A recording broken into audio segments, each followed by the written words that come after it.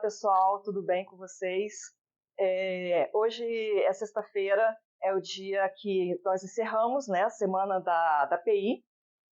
Inicialmente foi segunda-feira, que foi o começo da semana da propriedade intelectual, em que na abertura a gente teve a presença de várias pessoas, várias autoridades.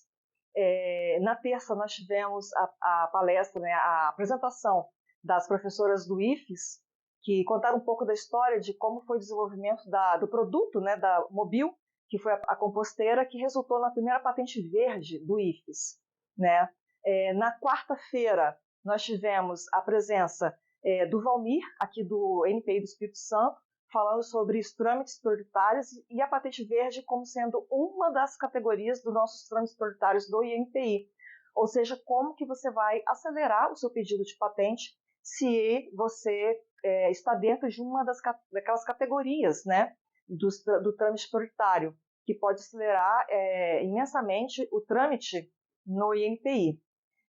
Na quinta-feira, nós tivemos a presença da Ilane, que é a nossa colega do NPI regional de Minas Gerais. Ela veio falar para a gente sobre as indicações geográficas e as ODSs, né, foi muito interessante.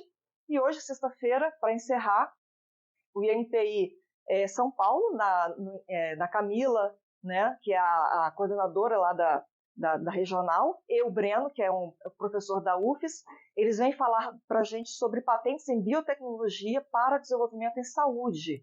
Muito interessante também. Então, gente, espero que vocês tenham gostado dessa semana da propriedade intelectual. O INPI está de portas abertas para receber vocês. E conto com a colaboração, com a participação. Se vocês tiverem dúvida, podem nos escrever, tá? E é muito importante esse trabalho em rede. IFES e NPI, esse trabalho em conjunto, lembrando que foi essa formatação que nós fizemos foi em conjunto em Espírito Santo, Minas e São Paulo, e nos demais escritórios regionais do Brasil, do INPI, também teve as suas palestras, as suas contribuições, as suas gravações, tá bom?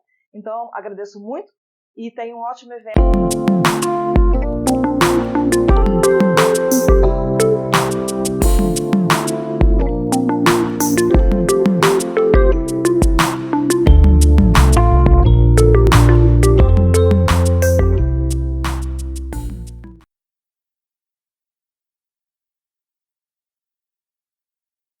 Otávio Santos, eu sou coordenadora de Relações Institucionais, fico aqui no INPI em São Paulo, e eu vim aqui hoje para conversar um pouquinho sobre patentes na área de biotecnologia e saúde. Tá? Essa palestra faz parte de um ciclo de palestras em homenagem ao Dia Mundial da Propriedade Industrial. Muito bem. Eu vou falar um pouquinho sobre patentes em biotecnologia para desenvolvimento em saúde. Tá? Essa palestra ela está de acordo com os Objetivos do Desenvolvimento Sustentável, as ODSs, que é o tema desse ano do Dia Mundial da PI, e ela se enquadra na ODS 3, que é Saúde e Qualidade, para garantir acesso à saúde, qualidade, bem-estar a todos e todas as idades, e a ODS 9, que fala de indústria, inovação e infraestrutura. Então, tem um pouco a ver com inovação em saúde, desenvolvimento na indústria, por empresas e tudo mais. Tá? Primeiro, vamos falar um pouquinho o que seria a biotecnologia, né? A biotecnologia, ela se refere ao conjunto de tecnologias envolvendo utilização, alteração controlada e otimização de organismos vivos e suas partes funcionais, como células, moléculas, e para a geração de produtos e processos e serviços. Tá? Ela é um tema bem abrangente, porque ela pega não só a área de saúde, mas ela pega a área de agricultura, técnicas de biologia molecular em geral, e faz parte de uma gama de possibilidades de utilização, né?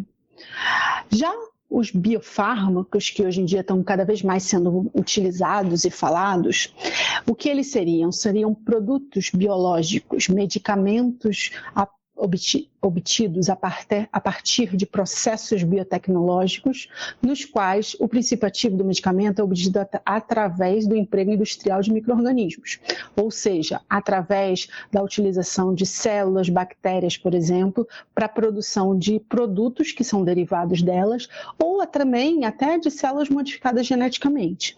Então, seriam medicamentos que se utilizam de produtos biológicos originados na natureza, feitos através da biotecnologia, né, da utilização da biologia. Tá.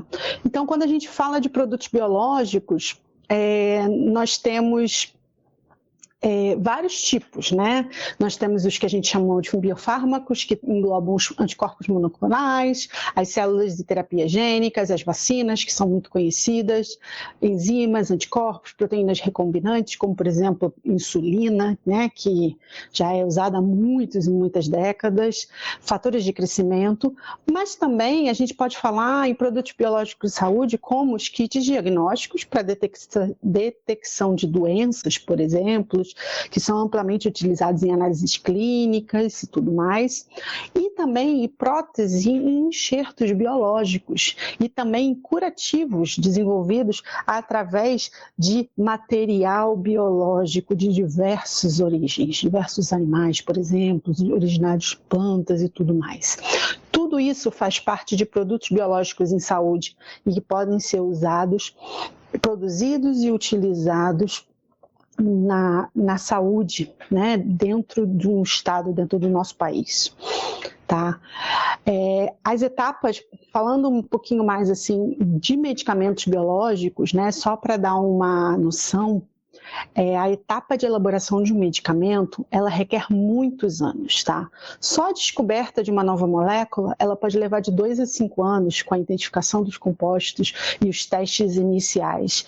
E nesse momento é importante ressaltar a importância da solicitação do registro de uma patente. Né?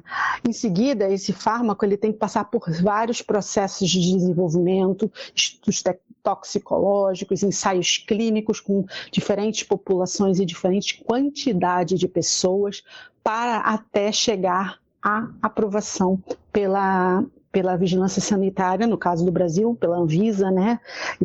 Ou pela FDA, por exemplo, quando a gente fala nos Estados Unidos, tá? Então, é um processo demorado, é um processo que requer muitas etapas, né?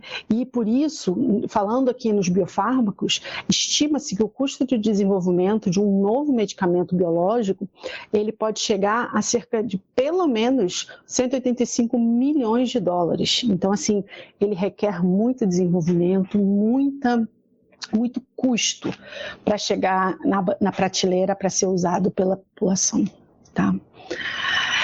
Mas sabe-se que os biofármacos eles estão cada vez com mais importância dentro da indústria farmacêutica e eles estão ganhando cada vez mais investimentos, né? Se você olhar o gráfico aqui de 2020, mostra-se que essa área de farmacêutica e biotecnologia é a que teve maior quantidade de investimento pelas empresas no ano de 2020, tá? Em todos os países, tanto Estados Unidos, Europa, Japão, China, os países com maior grau de desenvolvimento, tá? Só que no Brasil, como está essa situação, né? A gente sabe que o Brasil, ele utiliza muito desses produtos no SUS, cada vez mais, né? Esses produtos eles estão ficando com maior importância, eles têm melhor resposta, então eles são mais modernos, eles estão tendo mais utilização. Só que no Brasil, a gente observa que a produção desses insumos para o SUS, eles são só de apenas 5%, ou seja, 95% desses produtos são importados, por exemplo, da China e da Índia, tá? E isso acaba que dá um grande custo a nível de economia do país, né? E gasto em saúde, tá?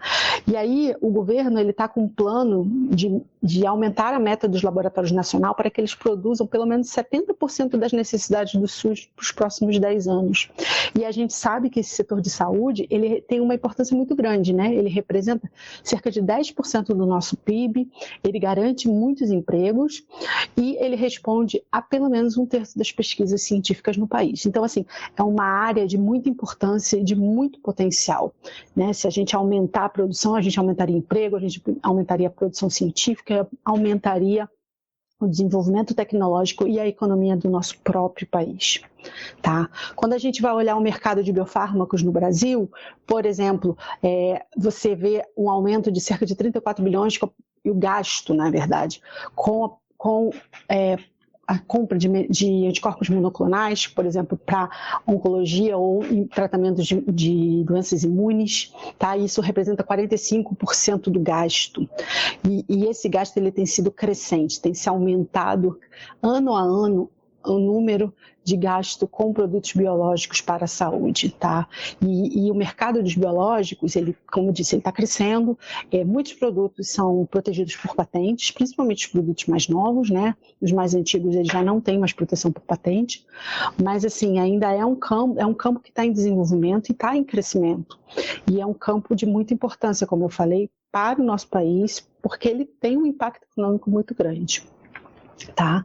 Então, baseado nisso, ano passado, com a publicação da Nova Indústria Brasil, uma das missões que existe dentro desse documento é a questão da saúde, né?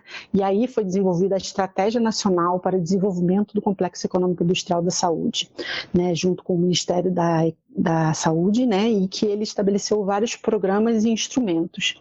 E o que a gente observa é que esses programas, eles têm muitos pontos que levam ao desenvolvimento produtivo e desenvolvimento tecnológico de novos medicamentos e produtos biológicos no país.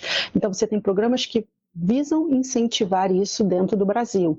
Então, é uma pauta e uma estratégia que está crescendo e que a gente pode aproveitar para aumentar o nosso desenvolvimento, a nossa produção interna. Tá? Então, assim, é muito importante atentar, verificar o potencial que a gente tem no Brasil, que a gente precisa de desenvolvimento tecnológico aqui, né? E uma das formas que a gente tem para melhor proteger e ter a força para esse desenvolvimento tecnológico ocorrer aqui, a gente ter a garantia jurídica, e a garantia de que isso é nosso, é através da proteção por patentes, tá? Então, eu vou falar um pouquinho sobre patentes na área de biotecnologia, que é o foco aí desse tema, né? Como eu disse no início da minha exposição, tá? Então, assim, só que antes da gente falar dos tópicos de patente, da importância de uma patente, a gente tem que fazer uma pontuação em algumas questões, tá? A diferença entre descoberta, ideia, invenção e inovação, tá? Muito se fala em inovação, mas tem outros pontos que são importantes e que a gente tem que saber diferenciar, né? Normalmente, né, muitas invenções, mas falando aqui na área biológica, né, muita coisa se vem a partir de uma descoberta de uma nova molécula, descoberta de um novo processo, de um novo mecanismo, né? Tudo isso é observável e ocorre naturalmente. Só que descoberta não é invenção, né? Descoberta é uma descoberta e ela não pode ser patenteada, tá? E a partir daquela descoberta geram-se teorias, pesquisas, ideias que também não são patenteáveis porque elas são projetos, né? E aí a diferença de uma ideia para uma invenção é a colocação daquela ideia, daquela descoberta, daquela ideia na geração de um novo produto e de um novo processo, a criação de algo novo. Tá? E aí quando você gera essa criação de algo novo, aí sim você tem uma invenção. E a invenção, ela pode ser patenteável, tá? É importante ressaltar que a partir do momento que você tem a invenção, se você conseguir colocar ela no mercado, fazer a comercialização, você vai ter uma inovação. E nem toda invenção gera uma inovação. Mas uma invenção é muito importante e uma inovação é muito importante, né? Então, cada uma tem o seu papel, o seu ponto. E o melhor de todos, né, os objetivos, é você sair daquela descoberta e de criar algo novo, de protegê-lo e conseguir colocar esse novo produto no mercado, gerando inovação para o Brasil. Tá? Quando a gente vai falando de estratégias de negócio e do desenvolvimento tecnológico, é importante apontar, né, a gente está falando aqui de patente bastante, mas existem 3 formas básicas que você poderia se fazer uso para para esse desenvolvimento tecnológico, né? Como que ocorre? Você desenvolve alguma coisa nova, um novo produto, ou você desenvolve um novo processo de produção de alguma coisa, e você tem 3 vias que você pode fazer, né? Você pode fazer simplesmente e somente uma produção científica, que é uma publicação de um artigo, tá? E isso dá uma informação pública, isso vai para o domínio público, tá? É uma tecnologia que fica livre para ser explorada sem licenciamento, porque ela não está protegida, né? Em contrapartida, nós temos as patentes, né? Que elas são informações também públicas, porque a patente ela é publicada. No entanto, essa tecnologia ela é protegida e ela te dá o direito de exploração exclusiva e excluir, inclusive, terceiros do mercado, de forma que eles não possam copiar essa sua invenção no período em que aquela patente está vigente, tá?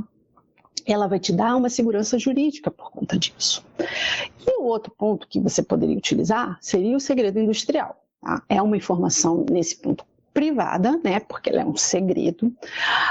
E essa tecnologia ela vai ser protegida por sigilos, faz-se contratos de confidencialidade entre as partes e tudo mais. Mas ela tem um risco, pois se aquele sigilo for, né, aquela informação vazar, você não tem proteção nenhuma. Tá? Você pode até fazer alguns atos e tudo, mas o conteúdo ele ficou público. Tá? Então, assim, vamos falar um pouquinho do que são as patentes, né? O que é uma patente? A patente nada mais é do que um título de propriedade temporário que é concedido pelo Estado ao inventor ou ao titular dessa invenção, que ele vai lhe conferir um direito de exclusividade por um período determinado. Uma patente, ela tem vigência de 20 anos a partir do depósito, tá? E por que a gente fala tanto em por que patentear, né? Além de dar um acesso à informação tecnológica, que o banco de patentes ele é muito rico e sabe-se que cerca de 80% das tecnologias elas estão dentro dos bancos de patentes e não em artigos científicos, ele tem um benefício ao titular porque ele vai te dar exclusividade de exploração, como eu já havia falado, exclusão de terceiros do mercado, ou seja, você tem aquele direito, ou terceiros não podem copiar aquela sua invenção e explorá-la no local onde você tem aquela patente protegida, tá? Você tem maior poder de negociação da comercialização desses produtos e é um instrumento que você pode usar em casos de contrafação, casos que alguém esteja tentando fazer uma cópia ilegal do seu produto. Tá?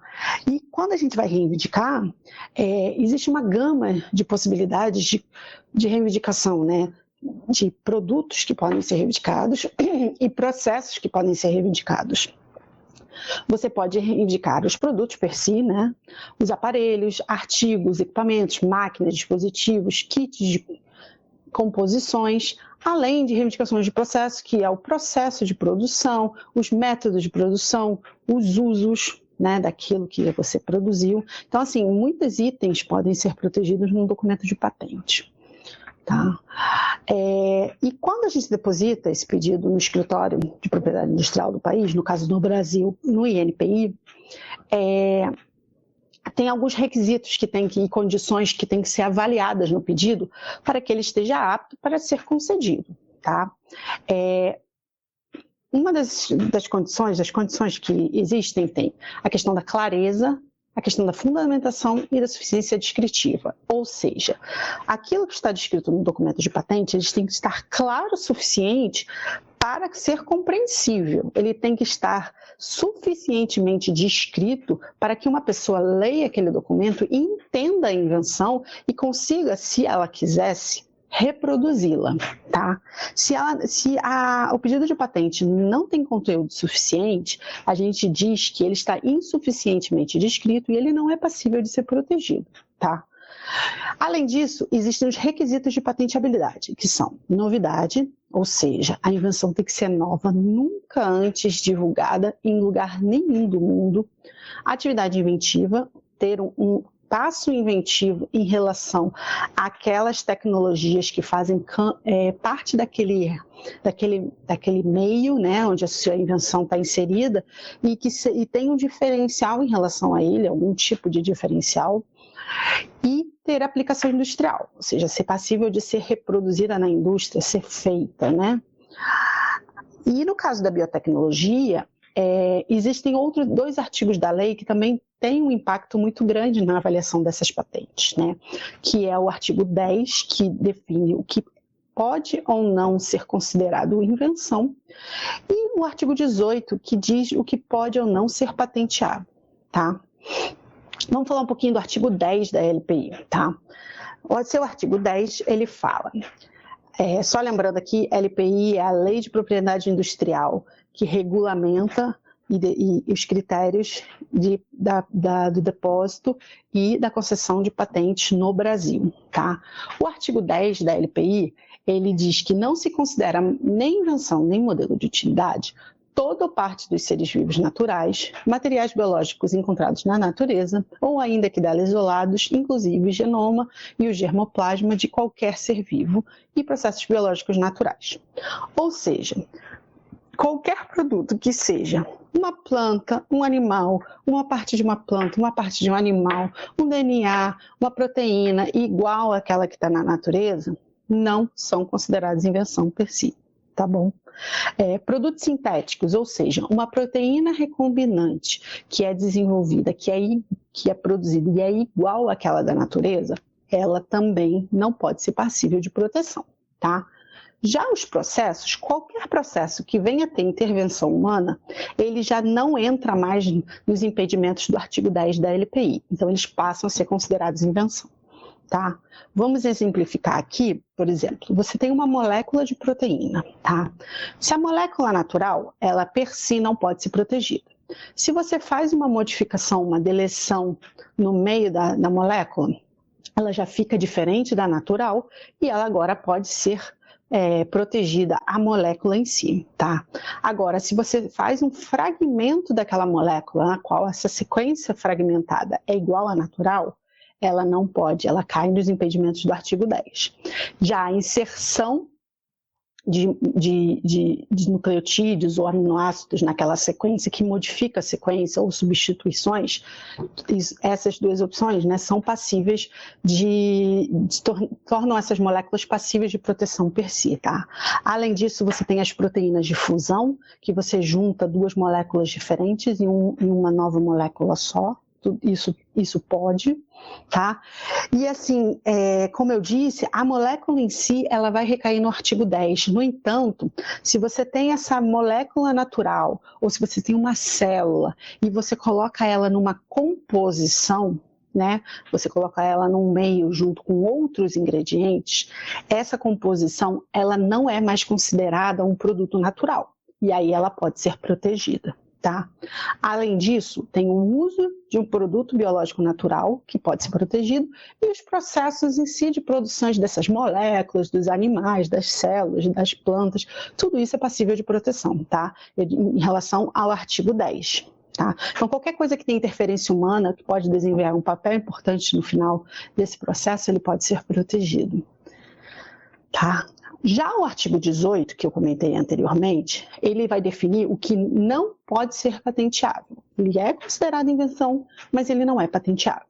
No seu inciso 3º, ele vai falar que não são patenteáveis todo ou parte dos seres vivos, exceto os micro-organismos transgênicos.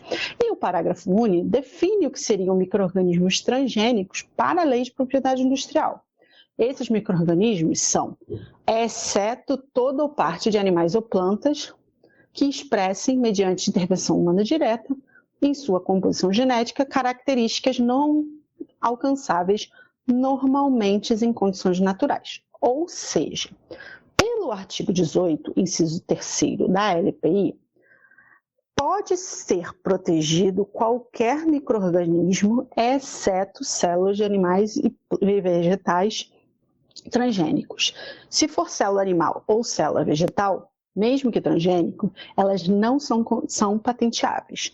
Todas as outras células, seja uma bactéria, seja um vírus, seja um fungo, seja outro tipo de micro-organismo, se eles forem transgênicos, eles podem ser protegidos, tá? Aqui, só para ilustrar, formas de reivindicação desses micro-organismos, que tem que ser pela sequência, pela presença de vetor, ou pelo depósito do material biológico, que eu vou falar posteriormente, ou até, por exemplo, no caso de hibridomas, que são células que produzem anticorpos, que também tem que ter o número do seu depósito nele, numa instituição, tá? Falar um pouquinho, um outro ponto que é importante ressaltar, que se utiliza muito na área de saúde, são os extratos para a produção de medicamentos, né, e composições. Os extratos per si, eles são considerados materiais biológicos isolados na natureza, tá? Mas quando você pega aquele extrato e você bota com outros recipientes para formar uma composição propriamente dita de uso, né, que pode ser utilizada, essa composição, quando eles tratam, ela é passível de proteção, pelo artigo 10. Ela não vai ter impedimento. Além disso, extratos que são enriquecidos com moléculas que não são naturais daquele organismo, o extrato per si ser protegido, porque ali você tem um extrato manipulado. Tá? E, além disso, os meios de produção daquele extrato e tudo mais, eles também podem ser protegidos, ok? Então, é importante pontuar esse detalhe para os extratos, que só o macerado deles, eles não são protegidos por patentes, porque eles não são considerados invenção. Mas qualquer formulação com aqueles extratos, isso sim pode ser protegido e deve ser protegido, tá bom? Além disso, existe um outro item do artigo 10 da LPI, o artigo 10 oitavo, que ele vai se referenciar a métodos de tratamento, métodos cirúrgicos. Tá? Isso é importante na área de saúde, né? Porque quando a gente desenvolve um medicamento, normalmente ele tem um objetivo de tratar alguma doença, e aí esse artigo ele define que métodos de tratamento, métodos terapêuticos que envolvam cura, prevenção de doença ou alívio de sintomas, eles não são considerados invenção. E isso nada mais é do que a forma de aplicação, o tratamento médico. Isso não pode ser protegido por patente no Brasil, tá? Então, é importante atentar que você pode proteger o produto, você pode proteger o uso daquele produto para tratar uma doença, mas o método de tratamento, ele não é possível de proteção por patente, tá?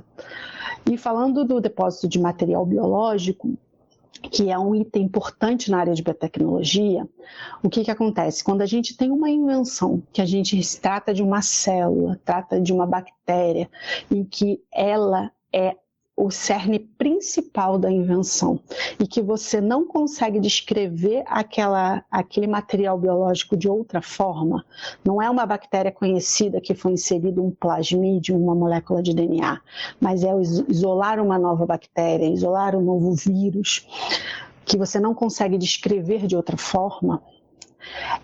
Esse material biológico, ele tem que ser depositado numa instituição reconhecida, tá? Que é reconhecida pelo Tratado de Budapeste, que é um tratado internacional, que na área de patentes é muito utilizado, na área de propriedade industrial, né? E esse depósito, ele tem que ser referenciado no pedido de patente, tá? Isso é uma questão importante que deve ser lembrada na hora que você faz o pedido, que você constrói a sua invenção. Não é sempre que precisa depositar o material biológico, mas é bom ter isso em mente. Para mais detalhes, tem o site da WIPO, né, da Organização Mundial da Propriedade Industrial, que traz os detalhes da importância do depósito, onde pode ser depositado, as autoridades que são reconhecidas como centros depositários. Mas fica a dica que isso é um item muito importante quando ele é necessário, tá? Falando isso tudo, eu dei um panorama de como é o depósito de uma patente em áreas de biotecnologia, aquilo que é importante a gente verificar, importante a gente estar atento, o que pode e o que não pode ser protegido, tá? Mas, além disso, um ponto que é sempre questionado e as pessoas sempre perguntam é como anda o tempo, quanto tempo leva para a gente quando a gente deposita, a gente tem direito a uma patente, né? A decisão de uma patente. No passado, esse tempo era muito extenso. De uns anos para cá, o INPI vem trabalhando, a gente fez um projeto de combate ao backlog, em que o prazo de exame, ele reduziu muito, tá? E no último ano, nós tivemos os dados de que o tempo médio para decisão de um pedido está em cerca de 4 anos e meio, tá? Então, assim, deu uma acelerada, você tem um prazo de resposta um pouco mais rápido, tá? E ainda existem formas de, se você tiver necessidade, você pode acelerar esse seu exame, tá? Recentemente, a fila que os pedidos ficam para serem examinadas modificou. Tá? Então, antigamente, quando você depositava um pedido, a gente avaliava ano a ano, né? E entrando num ano, no outro, e assim sucessivamente. Agora, a fila é por requerimento de exame, ou seja, quando você deposita, você tem até 3 anos para você solicitar o exame daquela patente. E aí, hoje, se você tem interesse de acelerar esse exame, você pode solicitar o exame dessa patente não mais em 3 anos, mas num tempo reduzido. E aí, com esse tempo reduzido, o seu pedido vai para a fila mais rápido, e aí ele vai ser examinado mais rápido. Tá? Além disso, existem os trâmites prioritários de pedidos de patente, que é um sistema que tem dentro do INPI, assim como também tem em outros escritórios internacionais, em que você prioriza o pedido. E um pedido que entra no trâmite prioritário, ele pode ser examinado, por exemplo, em até 10 meses depois da solicitação. Então, assim, ele acelera muito o exame porque ele se torna um pedido prioritário, ele tem prioridade de exame, né? E no INPI, a gente tem diversas modalidades de prioritários em patentes, tá? Aqui eu ressaltei alguns que podem ser de importância aqui para o tema que a gente está tratando hoje.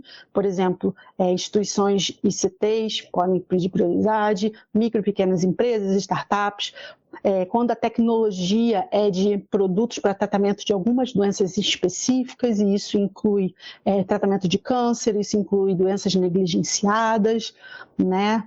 Então, assim, e fora isso que existem outros tipos de modalidades do prioritário. Então, assim, existe uma gama de possibilidades que, caso o inventor, né, a empresa, o pesquisador tem interesse de ter uma resposta mais rápida, ele pode usar o trâmite prioritário para acelerar o seu exame, tá? Um outro ponto que é importante falar, que é uma ferramenta muito, muito interessante que o INPI tem para os inventores nacionais, é a busca e opinião preliminar sobre patenteabilidade, tá? Esse sistema, ele permite que o inventor tenha uma resposta preliminar do seu pedido, rápida, para ter uma noção de como está ele, se ele tem chances de ser patenteado, né, concedido, e se ele tiver alguns problemas, ele pode modificar alguma coisa naquele pedido, no quadro reivindicatório, antes dele entrar no exame propriamente dito. Tá? Esse é um processo que ele é feito e você pode solicitar logo depois que você depositar o pedido, né, com o pedido ainda em sigilo, e aí você tem uma resposta direta do INPI. Essa resposta não é publicada em nenhum lugar, então é exclusiva para o depositante ter acesso a isso, e a partir dessa resposta, né, desse exame preliminar, ele pode usar aquilo para modificar o pedido, né, se caso tem alguma necessidade, para usar essa resposta, se ela for positiva, para começar um processo de negociação, de procurar uma outra empresa para conseguir colocar essa sua invenção no mercado e tudo. Então, é uma ferramenta bem interessante para ser utilizada, tá? E assim, falando agora um pouquinho da questão dos depósitos de biofármacos e produtos biológicos no Brasil, e também fazendo um comparativo com artigos científicos, o que a gente observa é que o uso de patentes na área de produtos biológicos, ele é muito baixo, tá? Quando a gente vai olhar os depósitos de Brasil de biofármacos entre 2014 a 2022, você observa que nem para composições de produtos farmacêuticos, né, biotecnológicos, proteínas ou para kits de diagnóstico, não chegam a 500 pedidos depositados por empresas brasileiras, tá? Você observa um grande número de depósitos por empresas americanas e o número de depósitos por brasileiros é similar a outros países, né, ao redor do mundo. Então, assim, o nosso mercado, ele não é protegido por nós. A gente tem uma proteção por patente de empresas estrangeiras no Brasil, tá? E aí, quando a gente olha a quantidade de artigos científicos por área, no intervalo, inclusive, menor do que quando a gente observa por patente, você vê uma quantidade de pedidos muito grande de artigos científicos que são publicados por pesquisadores nacionais brasileiros, tá? Então, o que acontece? Você tem muita publicação científica, porque a gente sabe que a gente tem muita pesquisa no Brasil nessa área de produtos biológicos para a saúde, inclusive, tá? Mas esse número ele não é refletido em pedidos de patente. Nós que produzimos ciência no Brasil, a gente não utiliza o sistema de patente como uma ferramenta de proteção nas nossas invenções.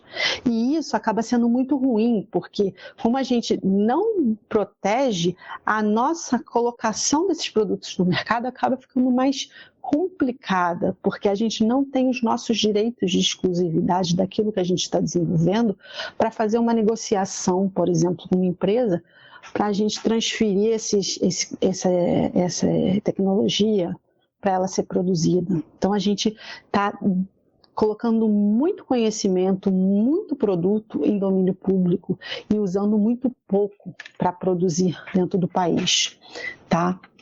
Então, assim, eu posso dizer que os desafios na área, né, é aumentar a proteção das invenções por patentes, por instituições brasileiras, que o uso de patentes ainda é muito tímido e a gente, consequentemente, tem pouca coisa que a gente produz que é, de fato, colocada no mercado e utilizada, né? O investimento em startups deveria aumentar para o desenvolvimento tecnológico em biotecnologia para a saúde, porque se sabe que hoje em dia tem muitos programas de muitos financiamento do governo, de empresas que financiam startups para desenvolvimento tecnológico. Então, se você investir mais, se você dar mais foco em fazer algo mais direcionado, você vai ter mais produtos tecnológicos de saúde que vai poder ser usado no Brasil, tá?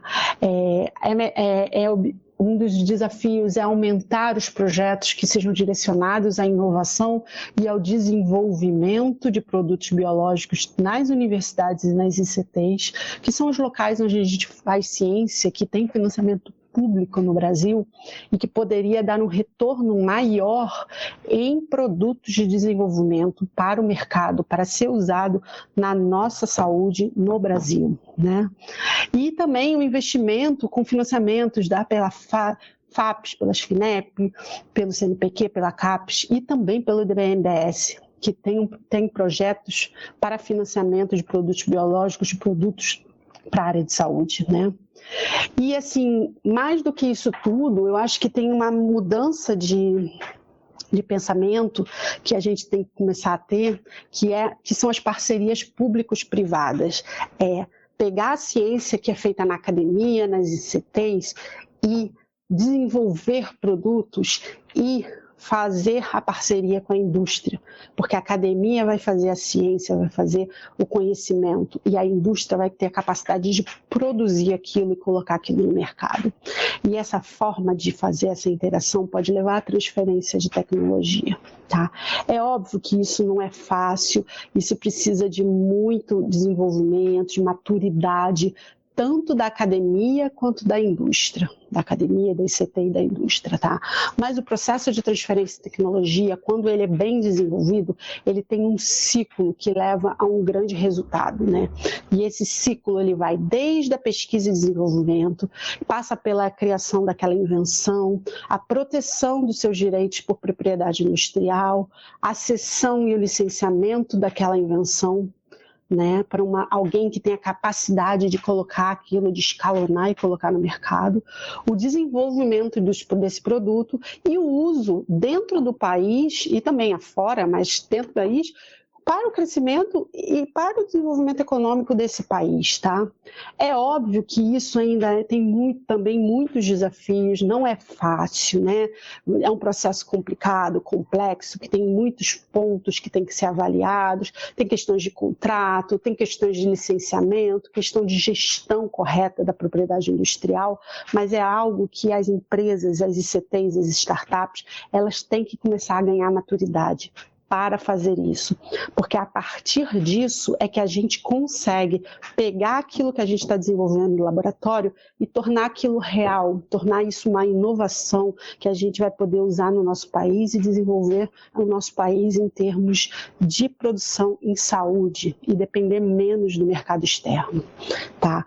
E assim, fica as informações, fica o aprendizado e vou deixar um ponto aqui para a gente pensar que é um fato, né? Que existe uma forte correlação entre o grau de desenvolvimento econômico de um país e as leis e os mecanismos de proteção à propriedade intelectual, tá? E esse eixo central para esse desenvolvimento econômico, ele passa e é crucial a inovação e a proteção da propriedade intelectual. Sem isso, você não tem o desenvolvimento econômico que você deve ter, e o país não cresce da forma que deveria, a gente fica dependente do mercado externo, tá? Então, é isso que eu tinha para falar hoje. Eu agradeço a todos e uma boa noite.